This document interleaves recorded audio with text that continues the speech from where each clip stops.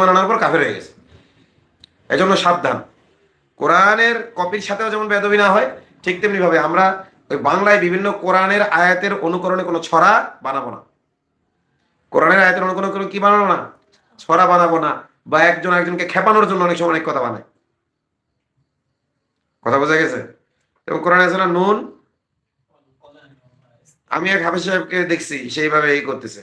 পরবর্তীতে আল্লাহ তার থেকে কোরআন ছিনে নিয়েছেন। সে বলতো নুন, অল পিঁয়াজ আদা রসুন, অল কাঁচা মরিচ আলু ভর্তা পাতলা ডাইল, এই নাউজুবিল্লাহ, এই যে মানে মাদ্রাসায় পাতলা ডাইল দেয় আলু ভর্তা দেয়, এটা বদনাম করতে যাচ্ছে একদম কোরআনের সুরে সুরে, নাউজুবিল্লাহ। আমি আমার মনে আছে ও কিভাবে করে, এখন তোমাদেরকে আমি দেখাইতে পারবো ওইভাবে নকল করে, কিন্তু আমি ভয় পাচ্ছি আল্লাহ আমার উপর না গজব দেয় এই দেখাইতে গেলে। তো এইভাবে তোমাদের মধ্যে কেউ বানায়, খবরদার বানাবো না। কথা বুঝতে পারছো? ইমান থাকবে না। এই চ্যালেঞ্জ আল্লাহ কাফেরদেরকে করেছেন। সামনে আসতেছে সে আয়াত। তাহলে আল্লাহ তাআলা 21 এবং 22 নম্বর আয়াতে কি করেছেন বলো? তাওহীদের আহ্বান করেছেন। তাওহীদের পরে কি? রিসালাত। তাওহীদের পরে কি? তারপরে কি? আখিরাত। তাওহীদ, রিসালাত, আখিরাত, দাওয়াতের মৌলিক তিনটা মূলনীতি। প্রথমে তাওহীদের দাওয়াত দিতে হবে, তারপর রিসালাতের দাওয়াত দিতে হবে, তারপর কিসের দাওয়াত দিতে হবে? আখিরাত। তো আল্লাহ তাআলা প্রথমে তাওহীদের দাওয়াত দিলেন, এরপর দেখো রিসালাতের দাওয়াত দিচ্ছেন। রিসালাত মানে কি? রিসালাত শব্দের অর্থ বার্তা। রিসালাত শব্দের অর্থ কি? বার্তা। মানে রিসালাত মানে রসুল হওয়া, বার্তাবাহক হওয়া।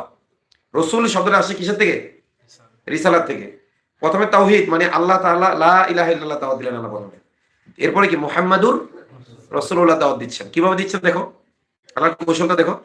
ওয়া ইন কুনতুম ফি রাইবিন মিম্মা নাযালনা আলা আবদিনা, আমি আমার বান্দার উপর যা অবতীর্ণ করেছি, আমি আমার বান্দার উপর যা নাযালনা, পালাক্রমে ধারাবাহিকভাবে আগের যে কোরআনগুলো কিতাবগুলো ছিল একবারে চলে আসতো আল্লাহর পক্ষ থেকে, ধারাবাহিকভাবে আসতো না, ধাপে ধাপে আসতো না, এ টু জেড একবারে চলে আসতো নবীদের কাছে কিতাব আকারে। কিন্তু কোরআন কিন্তু এভাবে আসেনি। কোরআন আসে দুই ভাবে, একটা হলো ইনজাল আর হলো তানজিল। ইনজাল হলো একেবারে লাউহে মাহফুজ থেকে প্রথম আসমানে এসেছেন জিবরাইল আলাইহিস সালাম নিয়ে। লাউহে মাহফুজ থেকে আল্লাহ তাআলা সিদরাতুল মুনতাহার ওখানে যেখানে জিবরাইল আলাইহিস সালাম থাকেন, আল্লাহ তাআলা লাউহে মাহফুজের কপি দিয়েছিলেন কার কাছে? জিবরাইল আমিনের কাছে। আমিন মানে আমানতদার, তিনি মহা আমানতদার। জিবরাইল আমিন লাউহে মাহফুজ থেকে কোরআনকে নিয়ে এসেছেন কোথায়? প্রথম আসমানে। এক রাতে এসেছে, এটা লাইলাতুল কদরে, রমজান মাসের লাইলাতুল কদরে, অর্থাৎ শেষ দশকের বেজর রাত্রিতে হওয়ার সম্ভাবনা বেশি। আল্লাহ তাআলা আমাদের সকলকে লাইলাতুল কদর নসিব করেন। এই রাত হাজার মাসের উত্তম। তো এই রাতে কোরআন লাউহে মাহফুজ থেকে প্রথম আসমানে নাজিল হয়েছে কি? একবারে না বারবার? একবারে 30 পারা কোরআন নাজিল হয়েছে। 200। ওই সময় তো পারা সিস্টেম ছিল না, এখন তো মুখস্থ করার সুবিধার্থে পারা সিস্টেম পরবর্তীতে ভাগ এই সিস্টেমটা হয়েছে। ওই সময় সূরা 114 সূরা, 114টা সূরা একসাথে কি হয়েছে? কোরআন শরীফ নাজিল হয়েছে কোথায়? প্রথম আসমান। এরপরে জিবরাইল আলাইহিস সালাম প্রথম আসমান থেকে রাসূলের কাছে নিয়ে আসতেন দীর্ঘ 23 বছর, লাগাতার দীর্ঘ 23 বছর। মক্কায় কত বছর? 13 বছর, মদিনায় 10 বছর। এই দীর্ঘ 23 বছরে কোরআন প্রথম আসমান থেকে পৃথিবীতে এসেছে। এই যে ধারাবাহিকভাবে এসেছে, এখানে ওরা সন্দেহ করত যে মোহাম্মদ কি আসলেই এটা নিজের কথা কিনা নাকি আল্লাহর পক্ষ থেকে, এরকম কি করতো? সন্দেহ করতো। কেউ তো অস্বীকারই করতো যে এগুলো সে নিজে বানাইছে। নাউযুবিল্লাহি মিন যালিক। অথচ রাসূল সাল্লাল্লাহু আলাইহি ওয়াসাল্লাম কোনো ইউনিভার্সিটিতে পড়েন নাই, কোনো পড়াশোনা ছাড়া পূর্বের ইতিহাস আছে না? নাই কোরআনে আছে। তারপরে তাওহীদের কথা আল্লাহ বলেছেন ওয়ালা তাদরি মাল কিতাব ওয়াল ঈমান, আমি আপনাকে জানানোর আগে কিতাব কি জিনিস আপনার জানা ছিল না, ঈমানের বিস্তারিত আপনার জানা ছিল না। তাহলে বলছে ওয়াইন কুনতু ফি রাইবিন মিম্মা নাযালনা আলা আবদিনা, তোমাদের যদি সন্দেহ থাকে যে আমার বান্দার উপর আমি যা অবতীর্ণ করেছি এগুলো আমার পক্ষ থেকে নাকি তার পক্ষ থেকে নিজে বানানো, এভাবে যদি সন্দেহ থাকে, ফাতু বিসূরাতিন মিন মিসলি, তাহলে বিসূরা, সূরা এখানে তানউইন তানকিরের জন্য, মানে খুব ছোট্ট একটা সূরা বানিয়ে দেখাও। কি করো? কোরআনের যে ছোট্ট সূরা, সবচেয়ে ছোট্ট সূরা কি? সূরা ইখলাস, তারপর সূরা আল কাউসার, ইন্না আতাইনা আল কাউসার, এই টাইপের সূরা কি করো? বানিয়ে দেখাও, চ্যালেঞ্জ গ্রহণ করো। মুহাম্মদ সাল্লাল্লাহু আলাইহি ওয়াসাল্লাম তো পড়াশোনা করে নাই। তিনি যখন ফেরেশতা জিবরাইল যখন রাসূল সাল্লাল্লাহু আলাইহি ওয়াসাল্লামের কাছে আসলো, বললেন কি ইকরা, পড়ো। বরং রাসূল তো নিজেই গিয়েছিলেন যে এই সমাজকে কিভাবে আলো দেখাবো আমি, এই জাহেলি সমাজকে কিভাবে সঠিক পথে আনা যায়, তিনি নিজেই দিশেহারা ছিলেন। এরপরে তিনি হেরা গুহায় গিয়ে আল্লাহর ইবাদত করতে লাগলেন, এতেকাফ ফেরত রইলেন, সিয়াম সাধনা এবং লাগাতার নামাজ, ধারাবাহিক নামাজ, রোজা এবং ইতিকাফের মাধ্যমে আল্লাহ সাহায্য চাইলেন। 6 মাস এভাবে থাকার পর 6 মাসে বিভিন্ন স্বপ্ন দেখতে লাগলেন তিনি, যে স্বপ্নগুলো সকালবেলা সত্যি সত্যি পরিণত হতো। এইভাবে 6 মাস চলতে চলতে একদিন কি আসলেন, জিবরাইল আলাইহিস সালাম আসলেন গারে হেরা, হেরা গুহায়। আল্লাহ তাআলা আমাদের সকলকে সেখানে যাওয়ার তৌফিক দান করেন। সৌদিতে হজ করতে গেলে আমরা সবাই ইনশাআল্লাহ দেখতে পাবো। তো হেরা গুহায় রাসূল সাল্লাল্লাহু আলাইহি ওয়াসাল্লাম এর কাছে জিবরাইল আসলেন, এসে বলেন ইকরা, পড়ো। তিনি বলেন মা নবী কারিন, আমি পড়তে পারি না। জিবরাইল ধরে চাপ দিলেন, পড়ো। এত জোরে চাপ দিলেন, রাসূল বলেন বালাগনি আল জুহদ, মানে আমার প্রাণবায়ু যেন বের হয়ে যাবে, এত জোরে চাপ দিলেন। কারণ ওস্তাদ তোমাদেরকে চাপ দিলে তোমরা বাড়ি যেয়ে নালিশ করো। কে কে নালিশ করো? আমাদের রসুল যার কাছে কোরআন অবতীর্ণ হয়েছে তিনিও কি চাপ ছাড়া পড়তে পারছেন? তিনি বলছেন মা নবী কারিন, পড়তে পারি না। তখন জিবরাইল আবার চাপ দিলেন, এত জোরে চাপ দিলেন, রসুল বলেন হে খাদিজা বালাগনি আল জুহদ হাত্তা বালাগনি আল জুহদ, আমার প্রাণবায়ু বের হয়ে যাওয়ার উপক্রম হয়েছিল, এরপরও বললাম পারি না পড়তে। এরপর আবার চাপ দিলেন এত জোরে মনে হচ্ছে জান বের হয়ে যায়। এইভাবে 3বার প্রাণবায়ু বের হওয়ার উপক্রম হওয়ার পর রাসূল পড়া শুরু করলেন ইকরা বিসমি রাব্বিকাল্লাযী খলাক। তাহলে চাপ ছাড়া পড়াশোনা হয়? চাপ ছাড়া পড়াশোনা যারা করতে চাও তাদের এই আমাদের মার্কাজুল হুনায় থাকা দরকার নেই। এই অভিভাবক যারা আছেন উপস্থিত, আপনারা অন্য অভিভাবকদের এই কথাগুলো জানাই দেবেন যে চাপ লাগবে, চাপ ছাড়া পড়াশোনা হবে না। হ্যাঁ, অমানবিক যদি কিছু হয় সেটা আমাকে জানাবে। হ্যাঁ, আমার কোনো ওস্তাদের কাছে সরাসরি কোনো গার্জিয়ান যাবে না, আমার ফোন নাম্বার আছে, আমাকে জানাবে, আমার আসার অপেক্ষা করবে। এটুকু যদি কারো সহ্য না হয়, হুজুর কবে আসবে, কবে নালিশ করবো, তার দরকার নাই। আমাদের এখানে হাজার হাজার ছাত্র দরকার নেই, কিন্তু যে কজন হোক ভালো যেন হয়। তো চাপ লাগবে, ঠিক আছে? তো রাসূল কোনো পড়াশোনা জানতেন না, কিচ্ছু জানতেন না। তিনি যদি 114 সূরা এত চমৎকার ভাবে বানাইতে পারে, তা তোমাদের মধ্যে তো অনেক সাহিত্যিক আছে, অনেক শিক্ষিত আছে, তোমরা সবাই মিলে কোরআনের সবচেয়ে ছোট্ট সূরার অনুকরণে একটি সূরা বানাও। হ্যাঁ, তখন আল্লাহ চ্যালেঞ্জ করলেন ওয়াদউ শুহাদাকুম মিন দুনিল্লাহ, এবং আল্লাহ ছাড়া তোমাদের যত সহযোগী আছে, তোমাদের যত দেবদেবী আছে, তোমাদের যত জিন সহযোগী আছে, তোমাদের যত মানুষ সহযোগী আছে, যত কবি আছে, যত সাহিত্যিক আছে, সবাই মিলে একসাথে একত্রিত হোক, হয়ে পুরো কোরআন বানানো লাগবে না। সূরা বাকারার মতো বড় সূরা বানানো লাগবে না, সূরা আলে ইমরানের মতো বড় সূরা লাগবে না, সূরা আল কাউসার ইন্না আতাইনাকাল কাউসারের মতো একটা ছোট্ট সূরাটা বানাই দেখাও। তাদেরকে আল্লাহ তাআলা চ্যালেঞ্জ দিলেন ইন কুনতুম সাদিকিন, যদি তোমরা তোমাদের দাবিতে সত্যবাদী হয়ে থাকো যে এইটা হয়তো মুহাম্মদের পক্ষ থেকে না, এই দাবিতে যদি তোমরা সত্য দিলে বানাই দেখাও। মুহাম্মদও মানুষ, তোমরাও মানুষ।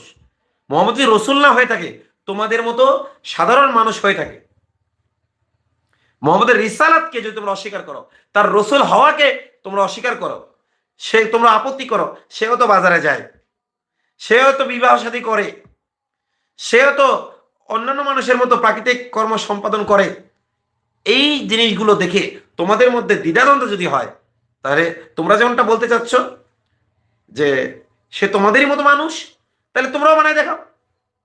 কি যুক্তিটা বুঝতে পারছেন? রসুলের রিসালাতে, রসুল হওয়ার ব্যাপারে আল্লাহর পক্ষ থেকে তিনি বার্তাবাহক, আল্লাহ তাকে নির্ধারণ করেছেন বার্তাবাহক হিসেবে।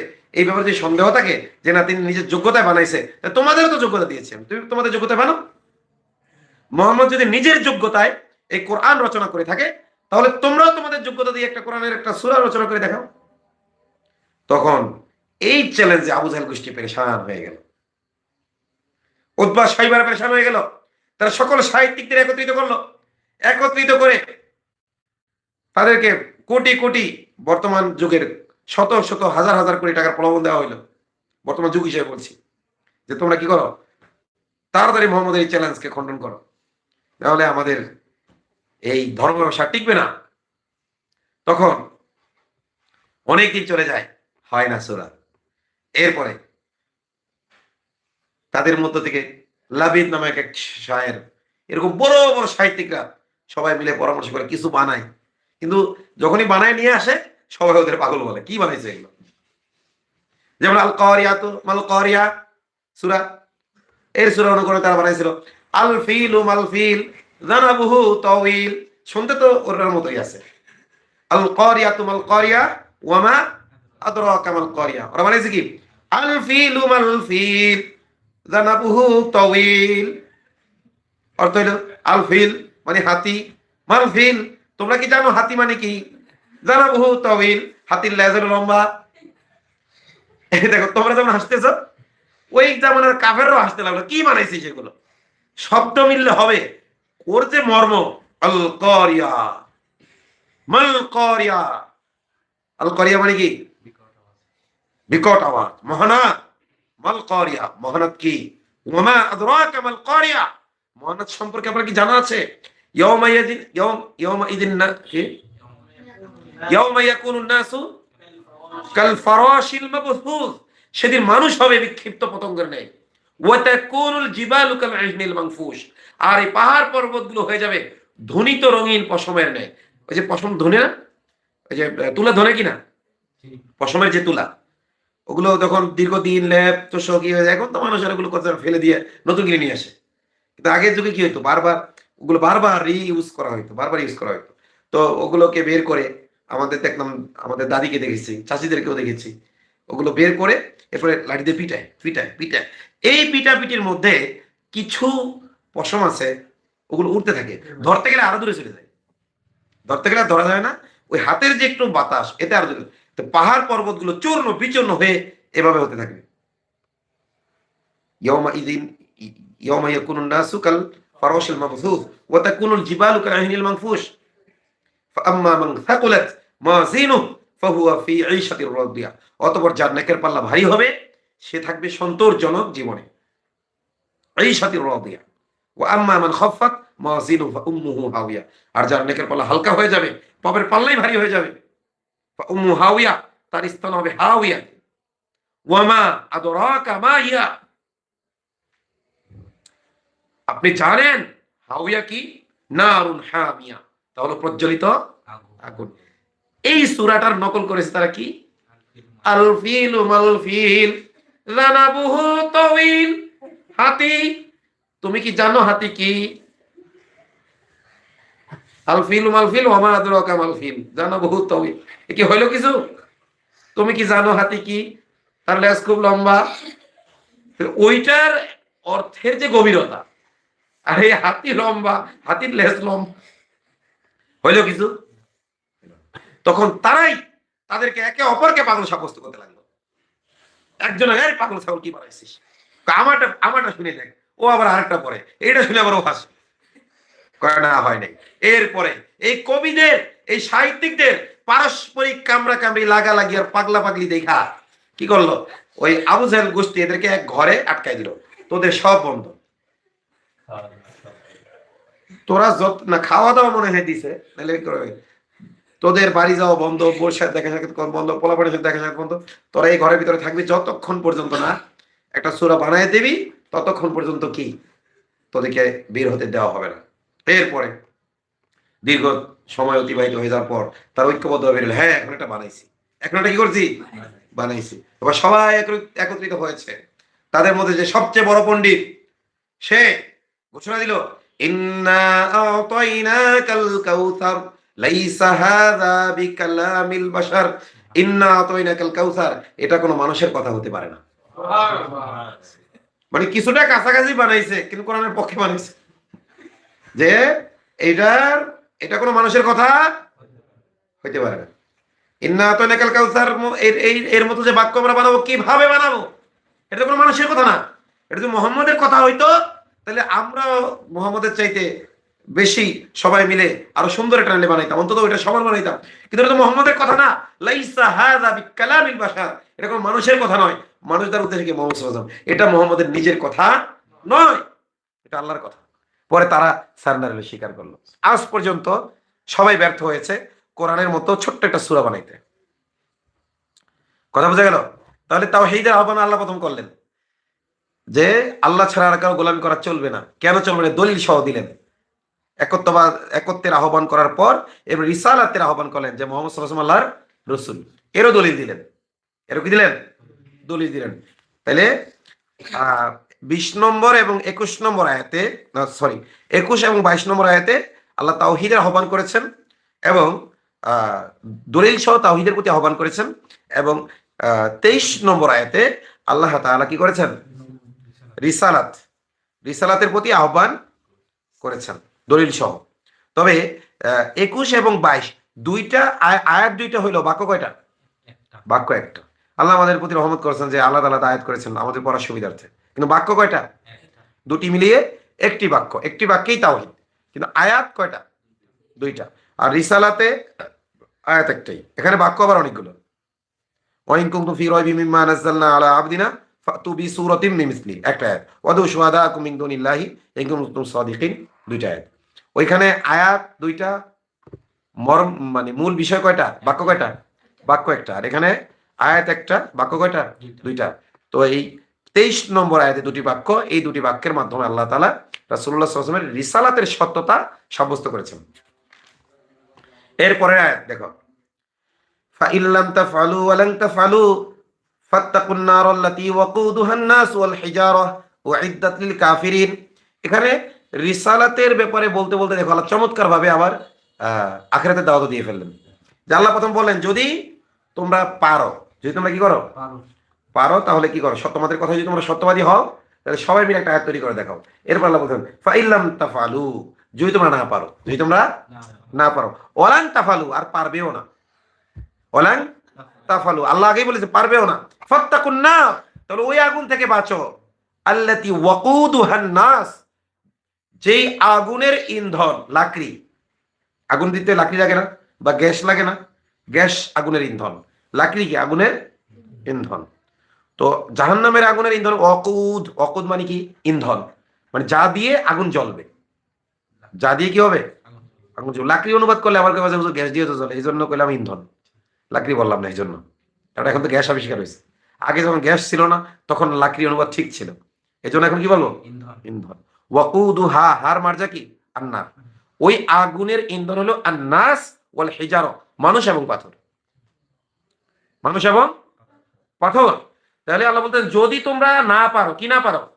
ইন্না আতাইনাকাল কাউসারের মতো একটা ছোট্ট সূরাও বানাতে না পারো, আর পারবেও না। ওয়ালান তাফালু, আর এই যে ওয়ালান তাফালু, এটা জুমলায়ে মুতারিজা, এটা হলো একটা ব্র্যাকেটে বলে দিলেন আল্লাহ তাআলা। ওয়ালান তাফালু, পারবেও না। ফাত্তাকুন নার, তাহলে ওই আগুন থেকে বাঁচো। আল্লাতী ওয়াকুদুহান নাস ওয়াল হিজারা, যার ইন্ধন কি? মানুষ এবং পাথর। উইদ্দাত লিল কাফিরিন, এবং এই আগুন প্রস্তুত করা হয়েছে কাফিরদের জন্য, এটা মুমিনের জন্য না। কিন্তু মুমিন যদি পাপ করে, আল্লাহ চাইলে সাময়িক সময়ের জন্য কাফেরদের জন্য প্রস্তুতকৃত আগুনে কিছু সময়ের জন্য রেখে, ওই সেক দেওয়ার মতো রেখে, তারপরে আবার কি আবে হায়াতের পানিতে স্যুপ দিয়ে আবার জান্নাতে দেবে। কিন্তু সেক দেওয়ার মতো, সেক বোঝেন নাকি?